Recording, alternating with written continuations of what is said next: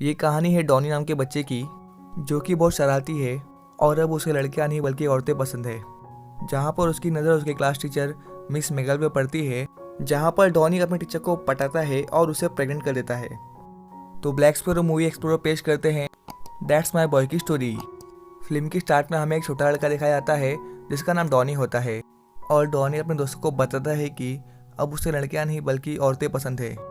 जहाँ पर उसकी क्लास टीचर मिस मेगल आती है और उसकी इस खूबसूरती को देखकर ये तीनों के तीनों देखते रहते हैं और उनमें से एक का खड़ा हो जाता है, जिसे वो अपने बैग से छुपाता है।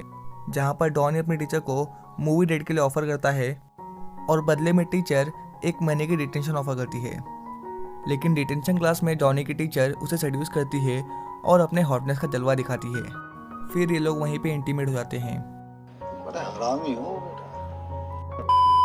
कुछ दिन तक इनका ये सिलसिला ऐसे ही चलता रहता है, लेकिन स्कूल के एक फंक्शन पर डॉनी और टीचर ये लोग कर रहे थे टपाटप।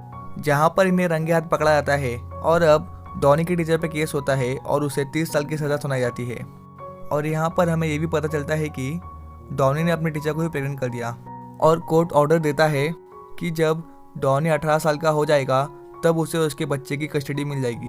और एक बच्चे ने टीचर को प्रेग्नेंट कर दिया, ये खबर पूरे दुनिया में वायरल हो जाती है और जिसकी वजह से डॉनी को काफ़ी सारी सेंसेशन मिलती है, जिससे कि रातों रात डॉनी स्टार बन जाता है। जहाँ पर वो कई सारे टीवी शोज में आता है और बहुत सारे पैसे कमाता है। फिर 28 साल बाद, जैसा कि वक्त का पहिया एक जैसा नहीं होता, अब डॉनी एक शराबी बन चुका है और उसने अपने सारे पैसे शराब में उड़ा दिए। जहाँ पर उसका लॉयर उसे बताता है कि 43 सालों का टैक्स भरना है और अगर तुम टैक्स नहीं भर पाए तो तुम्हें 3 साल की सजा होगी। तो दूसरी ओर हमें डॉनी और टीचर के बेटे को दिखाया जाता है जिसका नाम टॉड है, और टॉड अब एक सक्सेसफुल बिजनेसमैन बन चुका है। पर अब वो अपने माँ बाप के साथ रिलेशन नहीं रखता क्योंकि उनकी वजह से इसे काफ़ी शर्मिंदगी झेलनी पड़ती है। तो यहाँ डॉनी को टैक्स भी भरना था, जहाँ पर उसका लॉयर उसे आइडिया देता है कि वो इस साल के मैराथन पर एक फैट गाय पर सट्टा लगाए, जहाँ पर अगर वो फैट गाय जीत गया तो डॉनी को $20 के बदले $50,000 मिलेंगे, जिससे कि डॉनी अपना टैक्स आसानी से भर सकता है। और ये सुनकर भगवान का नाम लेते हुए डॉनी अपने $20 उसके ऊपर लगा देता है। और बैकअप के लिए वो एक टीवी प्रोड्यूसर के पास जाता है जिसके साथ डॉनी ने पहले भी काम किया है, जहाँ पर वो प्रोड्यूसर से कुछ फाइनेंशियल हेल्प मांगता है, जिस पर प्रोड्यूसर कहता है कि मैं तुम्हें $50,000 दे सकता हूँ, लेकिन तुम्हें तुम्हारे वाइफ, बेटे और तुम्हारा रीयूनियन कराना पड़ेगा, जिससे कि वो प्रोड्यूसर अपने शो में टेलीकास्ट करेगा। और डॉनी को पैसे की सख्त जरूरत होती है, इसलिए मजबूरी में प्रोड्यूसर की बातें मान लेता है। और नेक्स्ट डे वो अपने बेटे टॉड के पास जाता है, जहाँ पर टॉड उसे देखकर काफ़ी हैरान हो जाता है और टॉड सभी को कहता है कि डॉनी उसका एक पुराना बेस्ट फ्रेंड है, क्योंकि उसने सबको बता रखा था कि उसके पेरेंट्स मर चुके हैं और वो एक ऑर्फन है। और वहीं टॉड डॉनी के आने से खुश नहीं होता, जहाँ डॉनी उसे टीवी शो के बारे में कुछ नहीं बताता और वो कई बार टॉड को कन्विंस करने की कोशिश करता है कि तुम जेल में जाके अपनी माँ से एक बार मिल लो, जिस पर टॉड कहता है नहीं। और अब जैसे जैसे दिन बीतते हैं डॉनी को सभी लोग पसंद करने लगते हैं और उसके शरारती नेचर और पागलपंती के सभी फैन हो जाते हैं। पर टॉड को डॉनी की ये बात अच्छी नहीं लगती और फिर ये लोग शादी के 2 दिन पहले, जहाँ टॉड सभी को बैचलर्स पार्टी में ले जाता है और पार्टी के नाम पे ये लोग को स्पा के दर्शन कराता है, जिससे कि डॉनी खुश नहीं रहता और वो सभी लोगों को अपने फेवरेट क्लब ले जाता है, जहाँ पर ये सभी लोग काफ़ी ड्रंक करते हैं और काफ़ी मज़े भी करते हैं। तो इसी रात इन दोनों बाप बेटे का रिश्ता भी काफ़ी अच्छा हो जाता है और कहीं ना कहीं इन दोनों के बीच की दूरियां अब कम हो जाती है। और अब टॉड डॉनी को एक डैड के नज़र से देखता है और जहां टॉड अपनी माँ से मिलने के लिए भी राज़ी हो जाता है, पर डॉनी उसे इस बात के लिए मना करता है क्योंकि उसे मालूम था कि अगर टॉड मिस मिगल से मिलने गया तो टीवी शो वाले उस सीन को रिकॉर्ड कर लेंगे और शो पर टेलीकास्ट कर देंगे। और फिर से टॉड को ऐसा लगा कि डॉनी ने ये सब पैसा कमाने के लिए किया है और अब इन दोनों के बीच जो बॉन्ड बना है डॉनी उसे बिगाड़ना नहीं चाहता था।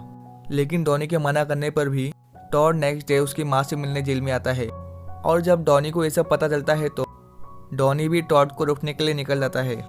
पर अब बहुत देर हो चुकी थी और टॉड जेल पहुंच जाता है, जहां डॉनी, टॉड और मिस मिगल ये तीनों बात कर ही रहे थे कि टीवी प्रोड्यूसर वहां पर अपनी शूटिंग टीम को ले आता है और वो सब कुछ कट टू कट कैमरा में रिकॉर्ड कर लेता है। और टॉड को ये भी मालूम पड़ता है कि डॉनी को टीवी प्रोड्यूसर से पैसे मिलने वाले हैं इन तीनों को मिलवाने के लिए, जिसे देख टॉड डॉनी पे गुस्सा करता है और वहाँ से निकल जाता है।